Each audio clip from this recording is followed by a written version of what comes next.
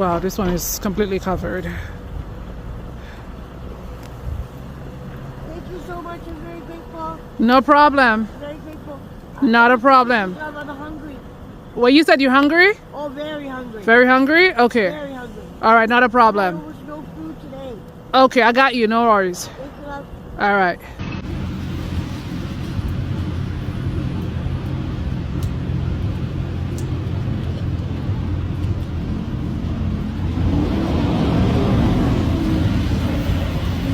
Most of us picture homelessness as someone sleeping rough on the street, but reality is far bigger than that. Hidden homelessness is when someone has no permanent place to call their own, but you wouldn't know it by looking at them. They might be couch surfing with friends or family, they might be living in a car or a motel, moving from place to place with nowhere stable. It's called hidden because these people aren't visible to the public, and they aren't counted in street surveys. So our statistics don't reflect these numbers. Despite all this, they still deal with the fear, uncertainty, and stress of not knowing where they'll sleep next. It's silent but deeply damaging. Hidden homelessness is still homelessness. Oh, it's supposed you have a couch I can sleep on. Eh? I'm supposed you have a couch I can sleep on. No, I don't have a couch. Sorry, man. If I did, I'd give you one. The city is embracing micro-shelters as one of several tools in getting people off the streets, taking proposals from nonprofits like Two Steps for a 2-year micro-shelter pilot project. The second step is moving from there into permanent housing. With one significant hurdle.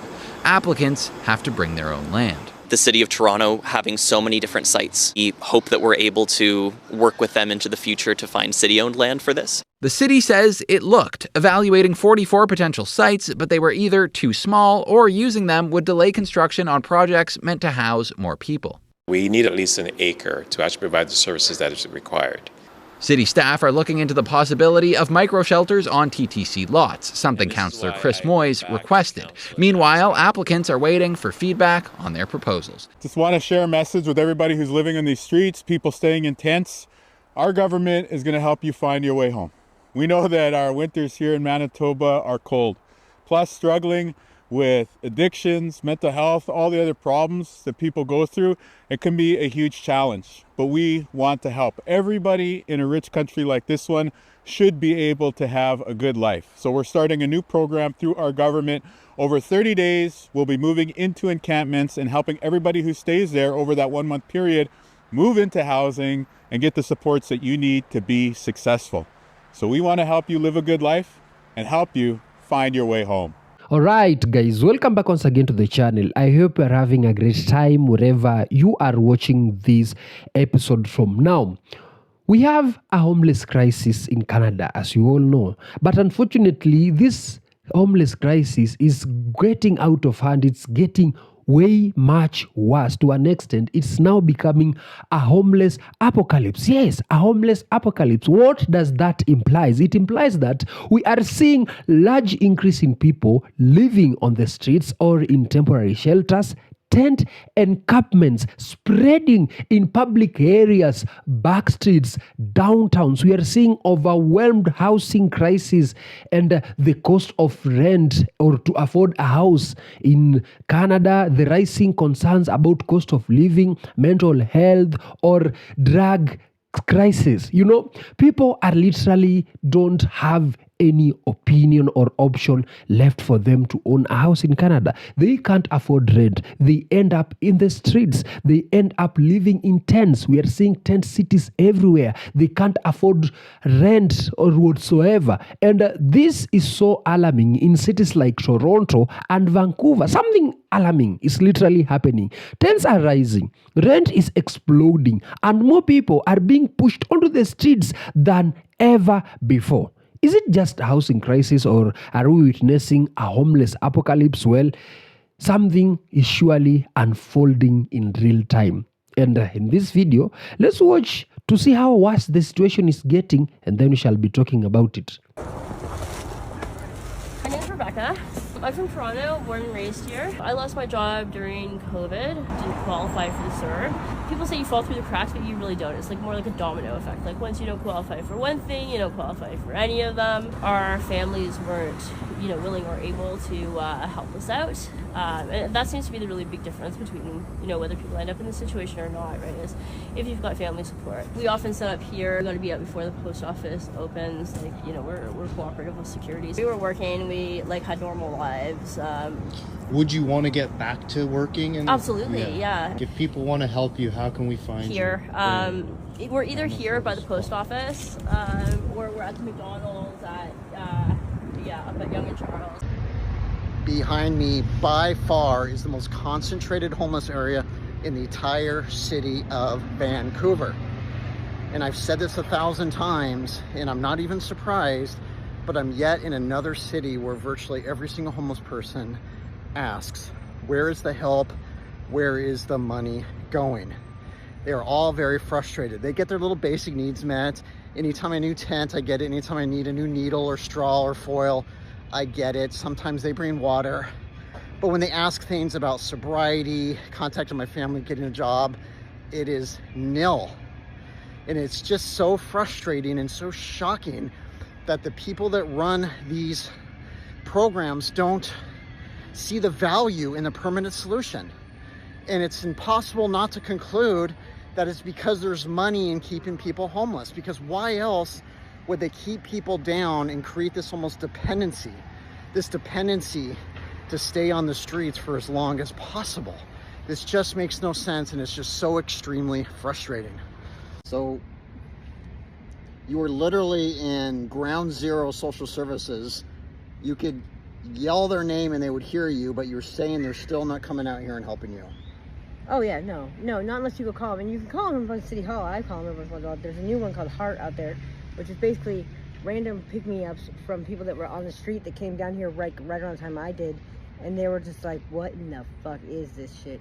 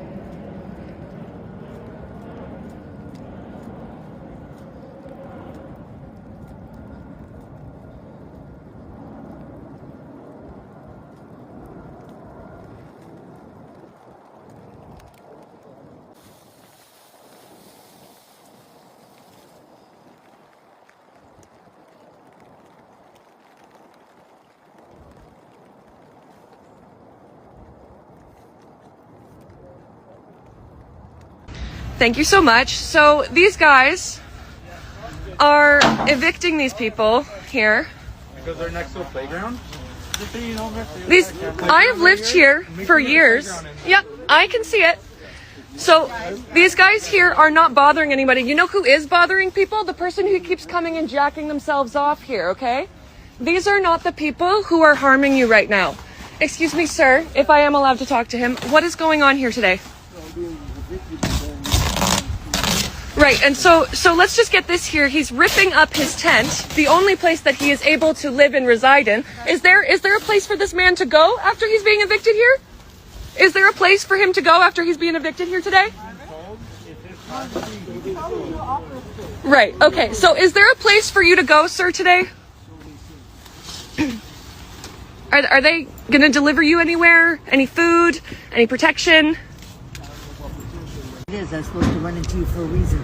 Hey, so I'm just interviewing you to ask what's going on here today behind you.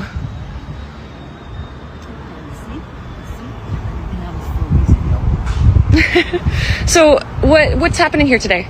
Today I'm Patricia Simpson, and I just came out of the hospital on Wednesday from having a seizure and getting staples. And one of the nice people that were living in the tent already, that shouldn't be in Toronto, allowed me to sleep with them to get some sleep last night. And then Oh, I say at least 20 police officers, like it was going to be a raid, came and started throwing us and luggage out and telling us to remove ourselves from the land, the parkland, because we are not invited or not allowed there. Right, and did they give you any kind of option for afterwards? Nothing. As you see, I've been sitting here for the last 4.5, 5 hours. Stanley G. Grizzle Park, right outside of Main Station. This is where it's happening right here. My neighbors are being evicted and not giving any place to stay or food or shelter or anything like this. This is completely ridiculous. They are they are ripping up tents. They are taking belongings. They are taking things down. It's awful. These people are this is the only thing they have. This gentleman's been helping me for hours and hours and hours. I've left my side trying to meet somewhere I find somewhere to go. Up here. That's awesome. But this shouldn't be going on in our city. No, it really. 64, other than the natives, we built this country, the Irish, and I've never seen nothing like this in my life. No, this is completely absurd. It's lonely, and you get stereotyped. Everybody's blanketed with the same stereotype. You know, just a bunch of bums that are hooked on dope, and they don't want to work. Okay.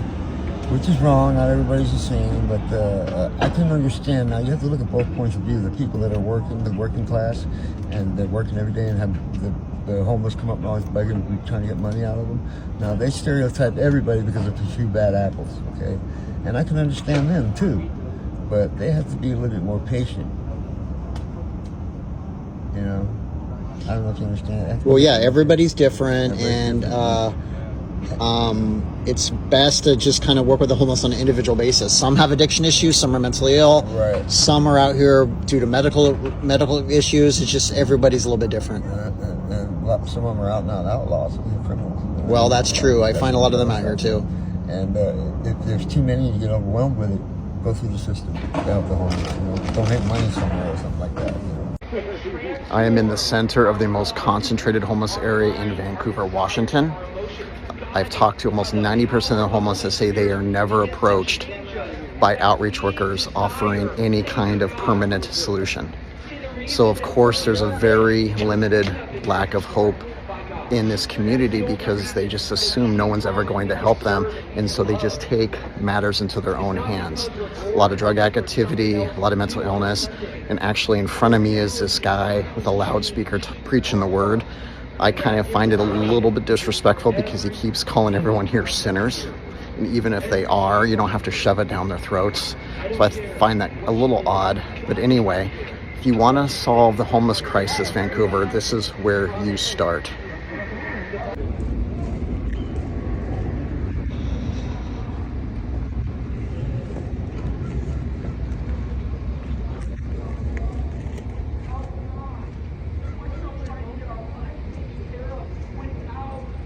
We think the problem is not as bad as it is, and we often look to states like California, for example, as being kind of the hallmark of what homelessness, the worst case scenario, looks like. We're experiencing it right now.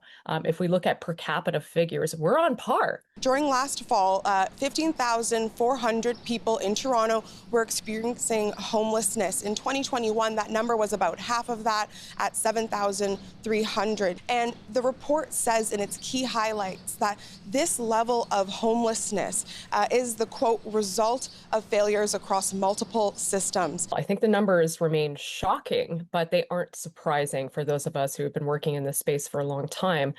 We know that shelters are full. We know that street level homelessness has increased, encampments have increased. And so this is just confirming, I think, what anecdotally all of us who have been doing this work have already realized, is that we have a stark increase in homelessness in this city. Growing unaffordability is a key driver for homelessness. That's what the report says. And it pointed in particular to rental prices and the fact that there are not a lot of affordable housing options like rent geared to income. You said you need something to drink in here? Yes, give me food. Okay, I could try to get you maybe hot chocolate or coffee from Tim Hortons. Is that okay? Hot chocolate would be fantastic. Hot chocolate? Cigarettes, please. I don't do cigarettes, sorry. I can't get you cigarettes, but I could get you a drink. Hot chocolate would be great. Hot chocolate is okay. How many of you in there? Just me by myself. What's that? I'm alone. Do you have warm blankets? Are you okay? I need hand warmers, and if you could open them for me because it's dark here. Okay. And I need food, and I'm hungry. But are you not trapped in there because it's covered with snow? I see the snow. Yeah. There's a door. Oh, you have a door, right? Door's right in front of you. Okay. I need food, please. Anything hot to drink would be fantastic. I have no water. I have nothing here. Okay, so let me get you some things, okay? It's frozen. Pardon? I'm gonna get you some things. Just give me a few minutes. Thank you so much. I'm very grateful. All right, no problem. I'll be back soon. Thank you, love.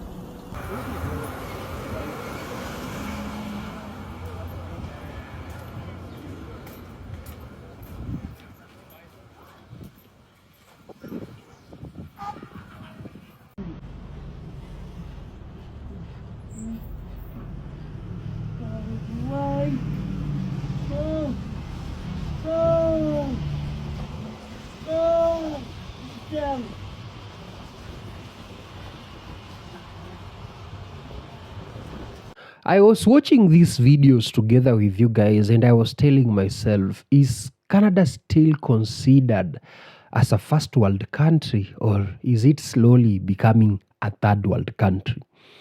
Canada has got everything to fix this issue. Canada has got every resources, everything required to fix this housing crisis and homeless crisis once and for all.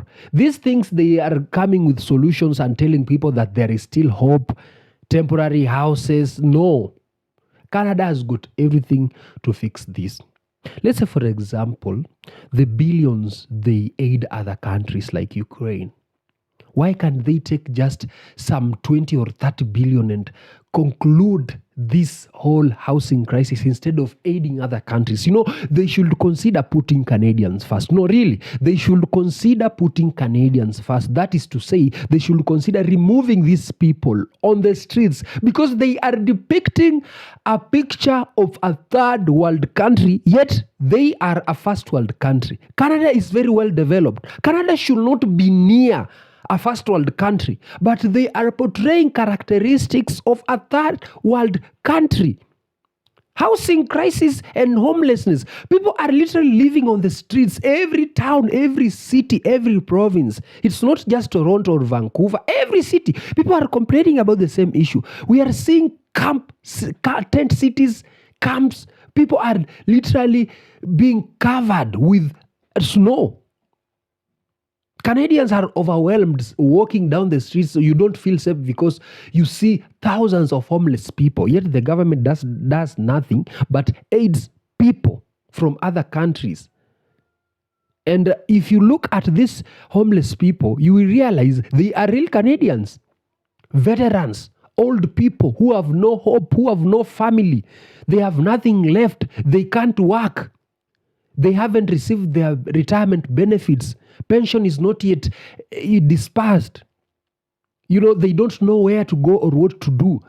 And yet, what does the government reward them? High rent, high cost of living, housing crisis, no houses. Yet, immigrants are living better than normal Canadians. How are immigrants affording houses and Canadians are not affording houses? I mean, this is a serious issue. The government should literally deal with this.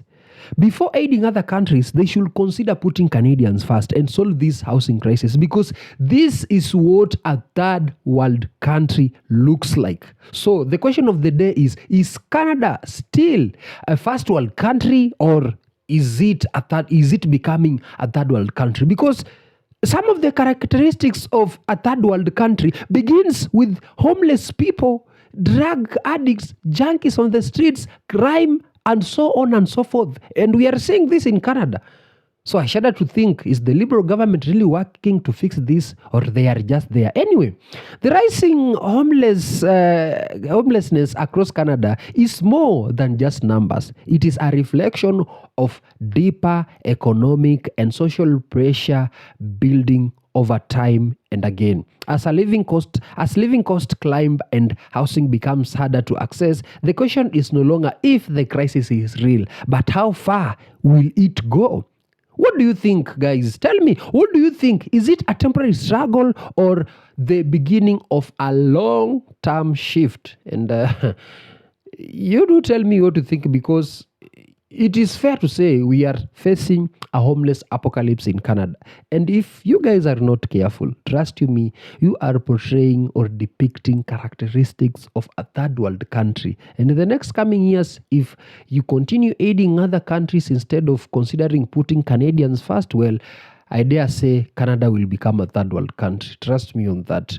Tell me what to think about this comment section, because this is so heartbreaking, seeing real Canadians, retired veterans, people who don't have families, they need help from the government. And yet Canadians are paying thousands and thousands of dollars in terms of taxpayers' dollars. And these taxpayer dollars, they are being used to aid other countries and do things that doesn't even benefit a normal Canadian. And yet the Canadians are suffering. And if they talk or say something about the Liberal government or something about the things that are affecting their countries, people start saying, well, you just hate the Liberal government, leave the Liberal government do their work. Now the question is this the work of the Liberal government?